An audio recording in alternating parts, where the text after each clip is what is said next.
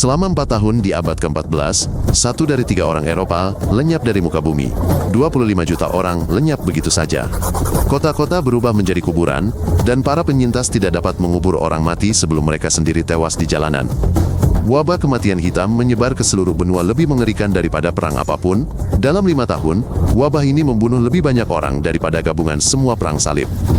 Penyakit ini mengubah jalannya sejarah selamanya, dan hari ini Anda akan mempelajari bagaimana bakteri kecil membuat umat manusia bertekuk lutut. Penyakit ini dimulai dengan gejala yang tidak berbahaya. Demam, sakit kepala, lemas, seperti flu biasa. Sehari kemudian, tumor besar dan menyakitkan seukuran apel akan muncul di tubuh di selangkangan, ketiak, dan leher. Ini disebut bubo. Bubo akan terisi nanah dan darah, kulit di sekitarnya akan menghitam dan mati, dan cairan hitam berbau busuk akan keluar dari luka. Pasien akan tersedak, batuk darah, muntah cairan hitam, dan suhu tubuh mereka akan naik sangat tinggi, sehingga mereka menjadi gila karena panas dan rasa sakit. Wabah penyakit pes tiba dari timur melalui jalur sutra pada tahun 1346, dibawa oleh kafilah dagang. Penyakit ini dibawa oleh kutu yang hidup pada tikus. Seekor kutu akan menggigit tikus yang terinfeksi, dan kemudian manusia menyuntikkan bakteri mematikan ke dalam aliran darah. Tikus melakukan perjalanan di kapal, di gerobak yang membawa barang, di karung gandum, dimanapun ada makanan dan manusia, disitulah mereka berada. Ketika tikus yang terinfeksi mati, kutu-kutu yang lapar akan merayap ke manusia. Seekor kutu saja dapat menginfeksi puluhan orang dalam hitungan hari. Hanya 3 hingga 7 hari berlalu dari gigitan hingga kematian, penyakit ini membunuh dengan kecepatan luar biasa. Hari pertama menyerupai flu, hari kedua muncul bisul, dan pada hari ketiga, penderitaan sesungguhnya dimulai, dengan demam dan delirium. Penderita kehilangan akal sehat, menjerit, menggaruk wajah mereka hingga berdarah, dan melihat setan dan malaikat maut. Pada akhir minggu, tubuh telah sepenuhnya menghitam, gangren telah menyerang anggota tubuh, dan orang tersebut meninggal dalam penderitaan yang mengerikan atau jatuh koma. Kota-kota abad pertengahan tenggelam dalam bau busuk daging yang membusuk. Mayat tergeletak di jalanan selama berhari-hari, karena tidak ada yang membersihkannya. Orang-orang menyiram rumah mereka dengan cuka, membakar rempah-rempah aromatik, dan membawa kantung rempah-rempah di bawah hidung mereka, tetapi tidak ada yang bisa menutupi bau kematian yang menjijikan. Udara begitu pekat dengan kabut pembusukan, sehingga banyak orang takut bernapas dalam-dalam dan mengenakan kain lusuh di wajah mereka. Para penyintas mengatakan bau itu menghantui mereka sepanjang hidup mereka. Bau itu menempel pada pakaian mereka, meresap ke dinding rumah mereka, dan tetap terukir dalam ingatan mereka selamanya. Seluruh kota rata dengan tanah, tidak ada seorang pun yang tersisa untuk menguburkan orang-orang yang meninggal terakhir. Di desa-desa, rumah-rumah ditemukan di mana semua orang telah meninggal. Ayah, ibu, anak-anak, pelayan, seluruh keluarga terbaring di tempat tidur mereka, menghitam dan membengkak. Jumlah mayat menjadi sangat banyak, sehingga menggali kuburan individu menjadi tidak mungkin. Mereka menggali lubang-lubang besar, dan membuang mayat-mayat ke dalamnya ratusan, ditumpuk seperti kayu bakar. Di London saja, lebih dari 200 kuburan massal digali, masing-masing berisi beberapa ribu orang tanpa nama, doa, atau batu nisan. Ketika orang-orang menyadari bahwa kematian akan datang untuk semua orang, banyak yang memutuskan, mengapa harus menjaga moralitas jika Anda mati besok? Pesta besar dan pesta pora meletus di kota-kota. Orang-orang minum anggur berhari-hari, berhubungan seks di jalanan, dan menghabiskan semua emas mereka untuk hiburan. Gereja-gereja kosong, dan rumah bordil serta kedai minuman penuh sesak. Para pendeta berteriak tentang dosa dan neraka, tetapi tidak ada yang mendengarkan. Orang kaya memberikan harta benda mereka dan bergabung dengan kerumunan orang yang bersukaria, karena uang tidak dapat membeli keselamatan dari wabah hitam. Para dokter wabah mengenakan pakaian mengerikan dengan paruh panjang yang disumbat dengan rempah-rempah aromatik. Mereka percaya ini akan melindungi mereka dari udara yang terkontaminasi. Mereka menusuk bisul dengan pisau panas membara, membakar luka dengan besi panas, dan menguras bergalon-galon darah, semuanya tanpa anestesi. Beberapa dokter menyarankan menghirup feses, yang lain meminum urin, dan yang lainnya lagi mengoleskan katak hidup dan merpati mati ke bisul. Tak satupun metode tersebut berhasil. Para dokter meninggal sesering pasien, dan terkadang bahkan lebih cepat, karena mereka terus-menerus kontak dengan orang sakit.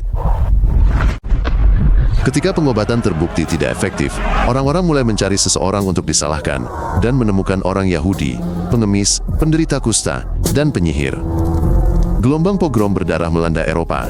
Lingkungan Yahudi dibakar habis bersama penduduknya, dituduh meracuni sumur. Ribuan wanita dibakar di tiang pancang sebagai penyihir. Pertengkaran atau gosip antar tetangga sudah cukup untuk berakhir di dalam kobaran api. Orang cacat dan gelandangan dibunuh tanpa pengadilan, penderita kusta ditenggelamkan di sungai. Masyarakat menjadi gila karena ketakutan dan mencari cara apapun untuk menghentikan kematian. Setelah wabah hitam, hanya sedikit petani yang tersisa di Eropa, sehingga para pemilik tanah tidak dapat menemukan buruh untuk menggarap lahan. Untuk pertama kalinya dalam sejarah, rakyat biasa dapat menegosiasikan upah dan kondisi kerja, karena tenaga kerja mereka menjadi komoditas langka. Sistem perbudakan mulai runtuh, para petani membelot ke para bangsawan yang membayar lebih tinggi dan memperlakukan mereka lebih baik. Wabah hitam menghancurkan feodalisme lebih efektif daripada 1000 pemberontakan dan memulai proses yang akan mengarah pada ekonomi modern beberapa abad kemudian. Setelah epidemi, seni Eropa dipenuhi dengan gambaran kematian. Para seniman menggambarkan kerangka menari bersama raja dan pengemis. Tarian kematian muncul di lukisan dinding gereja, menggambarkan kerangka yang memimpin orang-orang dari semua kelas sosial, paus, kaisar, petani, anak kecil. Para seniman menciptakan ukiran mengerikan tentang mayat yang membusuk, cacing merayap dari rongga mata, tulang di mahkota, kematian di mana-mana. Estetika gelap ini bertahan selama berabad-abad dan memengaruhi budaya barat hingga film horor modern dan musik gotik. Wabah itu kembali berulang kali. Wabah besar terakhir terjadi di London pada tahun 1665. Dalam waktu 1 tahun, wabah itu menewaskan 100.000 orang. Kota itu memberlakukan karantina pertama dalam sejarah, mengunci orang-orang yang terinfeksi di rumah mereka bersama keluarga mereka. Sebuah salib merah dilukis di pintu-pintu rumah tersebut, bersama dengan tulisan, "Tuhan, kasihanilah kami." Sebuah hukuman mati bagi semua orang di dalamnya. Epidemi tersebut dihentikan oleh kebakaran besar London. Api tersebut membakar sarang tikus dan area yang terinfeksi, membersihkan kota dari penyakit tersebut dengan mengorbankan kehancurannya. Bakteri penyebab wabah belum hilang. Bakteri ini masih hidup di hewan pengerat di seluruh dunia, termasuk di Amerika, Asia, dan Afrika. Beberapa ribu kasus tercatat setiap tahun, tetapi antibiotik modern membunuh bakteri tersebut dalam beberapa hari setelah minum pil. Wabah ini tidak dikalahkan oleh doa, tetapi oleh hal-hal sederhana, sistem pembuangan limbah, sabun, pengendalian tikus, dan penemuan antibiotik pada abad ke-20. Tetapi jika pengobatan tidak dimulai dengan segera, wabah pes membunuh setengah dari mereka yang terinfeksi dalam waktu 7 hari yang sama, seperti 700 tahun yang lalu. Pandemi COVID telah menunjukkan bahwa umat manusia belum menjadi lebih bijak. Masih sama saja seperti dulu, kepanikan, saling menyalahkan, penolakan terhadap sains, dan kepercayaan pada teori konspirasi. Satu-satunya perbedaan adalah kita memiliki teknologi dan obat-obatan, tetapi keduanya tidak berdaya melawan kebodohan manusia dan penolakan untuk divaksinasi. Para ilmuwan memperingatkan bahwa penyakit baru muncul lebih sering karena deforestasi, perdagangan satwa liar, dan mencairnya lapisan es abadi. Pandemi berikutnya bisa jadi lebih mematikan daripada wabah penyakit pes. Pertanyaannya bukan apakah itu akan terjadi, tetapi kapan dan apakah kita akan siap. Wabah penyakit membuktikan hal terpenting. Alam lebih kuat daripada kerajaan manapun, dan bakteri kecil dapat mengubah jalannya sejarah dalam hitungan tahun. Kelangsungan hidup tidak bergantung pada doa dan kepercayaan kepada para dewa, tetapi pada sains, kebersihan, dan kemauan untuk berubah alih-alih mencari kambing hitam. Setelah wabah, sistem perawatan kesehatan pertama, karantina, dan standar sanitasi muncul. Seluruh fondasi kedokteran modern lahir dari neraka ini. Dan yang terpenting, penyakit tidak membedakan antara kaya dan miskin, raja dan rakyat jelata. Semua orang benar-benar setara dalam menghadapi epidemi. Wabah hitam menewaskan lebih dari 100 juta orang di seluruh dunia dan selamanya mengubah wajah peradaban manusia. Wabah ini menghancurkan dunia lama, melahirkan Renaissance, dan memaksa kita untuk mencari jawaban ilmiah alih-alih penjelasan religius untuk semua pertanyaan. Kita hidup di dunia yang diciptakan oleh bencana ini. Pengobatan, ekonomi, dan hak asasi manusia kita bangkit dari abu wabah hitam. Kemanusiaan itu rapuh, tetapi kita telah belajar untuk bertahan hidup, belajar dari kesalahan kita, dan membangun masa depan di atas reruntuhan masa lalu. Inilah kekuatan terbesar kita. Jika Anda merasa ini menarik, berlanggananlah agar Anda tidak ketinggalan episode baru.